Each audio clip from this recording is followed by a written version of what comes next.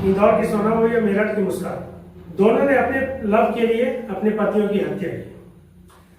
नमस्कार, the failure family man में आप सबों का स्वागत है। दोस्तों, ये दोनों हत्याएं मीडिया में बहुत चली और हर किसी ने इन दोनों हत्याओं के बारे में जाना। मीडिया में इन दोनों हत्याओं ने खूब ढेर सारी सुर्खियां बटोरी। लेकिन क्या आपको पता है कि पिछले 5 सालों में 785 पतियों ने अपनी पत्नियों के हाथों या फिर उनके प्रेमियों के हाथों अपनी जान गंवा चुके हैं। यह 785 का आंकड़ा मैं नहीं बता रहा, यह बता रहा है NCRB यानी नेशनल क्राइम्स रिकॉर्ड ब्यूरो। कहते हैं इश्क और जंग में सब जायज है। वैसे तो यह एक कहावत है जिसका अर्थ होता है कि प्यार और युद्ध में व्यक्ति किसी भी हद तक जा सकता है, किसी भी प्रकार के फैसले ले सकता है और अपने लक्ष्य को पाने के लिए कुछ भी कर गुजरने को तैयार रहता है। भले ही उसके लिए अपने परिवार और समाज के गुस्से का सामना करना पड़ जाए, लेकिन वो अपने लक्ष्य को पाने के लिए कुछ भी करने को तैयार हो जाते हैं। कोई भी व्यक्ति अपने प्यार को पाने के लिए झूठ बोल सकता है, छल कर सकता है या फिर किसी अन्य व्यक्ति को चोट पहुंचा सकता है। पिछले कुछ सालों में यही देखने को मिल रहा है कि हर कोई अपने स्वार्थ के लिए दूसरे को किसी भी हद तक, किसी भी अंजाम तक पहुंचाने से पीछे नहीं हट रहे हैं। और इसका शिकार वो पति हो रहे हैं जो बहुत अरमानों से अपनी पत्नी को, अपनी दुल्हन को 7 फेरे लेकर पूरा जीवन भर साथ निभाने का सोचकर अपने घर में लेकर आया था।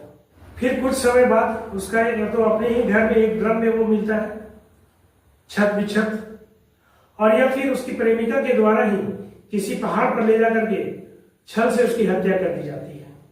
मेरठ की मुस्कान हो या इंदौर की सोनम, सबों ने अपने पुराने प्यार को पाने के लिए या फिर शादी के बाद जो प्यार पनपा उसको पाने के लिए अपने पति की मौत के घाट उतार दिया।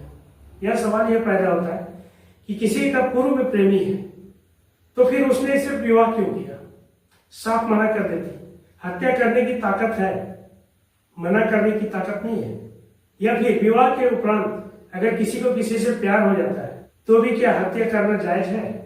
और विवाह से पूर्ण तो आजकल तो पूरी आजादी है कि आप पूरी तरह से आप बात कर लें, हर तरह से संतुष्ट हो लें, इसके बाद विवाह करें। मतलब किसी भी सूरत में देखें तो वो पति ही इसका खामियाजा भोग करता है। पत्नी को पहले से प्रेम हो या शादी के बाद प्रेम हो, खामियाजा भुगतता उसके पति को ही है। ये 2 मामले तो सुर्खियों में रहे हैं। न जाने ऐसे कितने पति अपनी पत्नियों के हाथों बलि चढ़ चुके हैं। और अक्सर होता है कि जो पति अपनी पत्नियों के हाथे बलि चढ़ जाते हैं, जिनकी हत्या हो जाती है, वो सुर्खियों में आ जाते हैं। लेकिन बहुत सारे ऐसे मामले हैं जिस लड़की में किसी भी प्रकार की योग्यता नहीं थी, उसके पिता ने उसके 18 वर्ष पूर्ण होने के तत्काल तुरंत उसकी शादी के एक लड़का को देकर के एक वर को ढूंढकर उसकी विवाह कर दिया।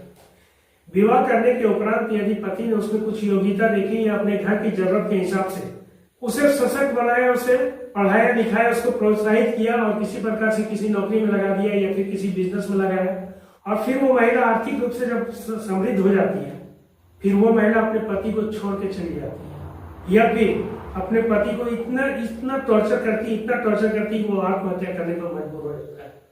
हम लोगों ने कुछ दिन पहले एक केस देखा था। एक केस सुर्खियों में रहा था आलोक मौर्य और ज्योति मौर्य का। ज्योति मौर्य की यदि योग्यता थी तो जिस पब्लिक सर्विस कमीशन का परीक्षा उसने पास किया विवाह के उपरांत, वो पहले पास कर लेती और किसी IAS अफसर से शादी करती। चतुर्थ वर्गीय कर्मचारी से उसे विवाह करने की क्या आवश्यकता थी? और जब उसने पब्लिक सर्विस कमीशन पास किया तो क्या उसका पति ने उसका सहयोग नहीं किया? क्या वो बिना पति के सहयोग के वो उस परीक्षा को पास कर ली? और उसके बाद जब वो परीक्षा पास कर ली, जब वो संपन्न हो गई, सशक्त हो गई, फिर उसका पति उसके सामने क्या तुच्छ हो गया? ऐसे बहुत सारे केस हैं हमारे समाज में, ऐसे बहुत सारे केस हैं जो पत्नी की जब नौकरी लग जाती है उसके बाद वो पति को धुतकार अपने जीवन से निकाल देती है। ये केस तो हमारे पास आता ही नहीं है। और वो पति किस हाल में घुट घुट कर जीता है या फिर आत्महत्या कर लेता है। यदि आत्महत्या कर लिया तो फिर उसे बुज़दिल कह दिया जाता है। इसी प्रकार की एक घटना, इसी प्रकार की एक कहानी मैं आपके साथ शेयर करने वाला हूँ। एक असफल गृहस्थ की जिसने अपनी पत्नी को सशक्त बनाने के लिए, आर्थिक रूप से समृद्ध बनाने के लिए, उसको सरकारी नौकरी दिलाने के लिए पूरा अपने एड़ी चोटी का जोर लगाया।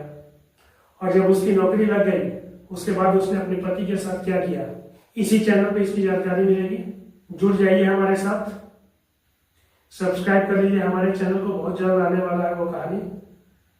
वैसा हृदय विदारक कहानी है जो सुन करके आपका कलेजा कांप उठेगा। धन्यवाद।